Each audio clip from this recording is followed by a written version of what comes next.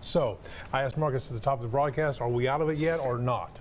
No. No, we're not. There's your definite answer. You could never be a politician because right to it. I love that. Yeah, well, no. And the reason why it's no is because there's still some colder air just above us, and the temperatures, as we get some rain on Saturday, may get closer to freezing, which will support a brief changeover to some frozen precipitation. However, I don't think it's anything like what we've just dealt with. Yes. Okay, and nearly all of the precipitation for everybody is going to be in the form of rain. Let me show you what we've seen over the last 24 hours, and I really want to highlight what we have here in East Texas. Man, we had a lot of reports. We just got a handful of reports that came in from the Weather Service office in Fort Worth, specifically highlighting Henderson, Van Zandt County, even have some reports up in Hopkins County. But I want to show you some of these reports here. We're looking at the magnitude. We had 1/3 of an inch of ice reported in the Pembrose area in 4 miles north of Edom in Van Zandt County. That is a lot of ice. So that tells you that we still have some ice concerns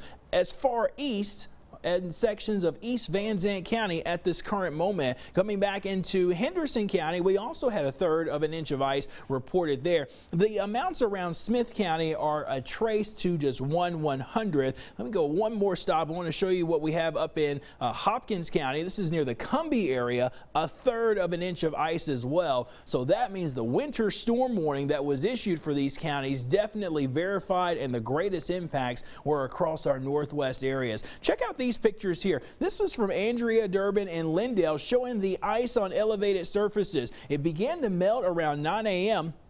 You can notice the ice not too impressive, but notice at 11, the ice began to build once again, and then this is 5 o'clock along those trees. That is a significant amount of ice. Thankfully, we do not have that type of ice on the road surfaces now, but still in our west areas, we're still going to see some problems on bridges and overpasses. There's the colder air. The Ouachita Mountains still playing a role in preventing the colder air from moving in. That should change overnight tonight as we get the precipitation and the cloud cover to clear out. You'll notice here on the infrared satellite imagery that all of the cold cloud tops, which is areas of blue, green, and going up on the scale, that's pulling away. That means the stable air is going to begin to win out, and that's going to lead to some clearing conditions overnight. Still a very cold day. Some of us didn't even change much in our temperatures compared to this morning.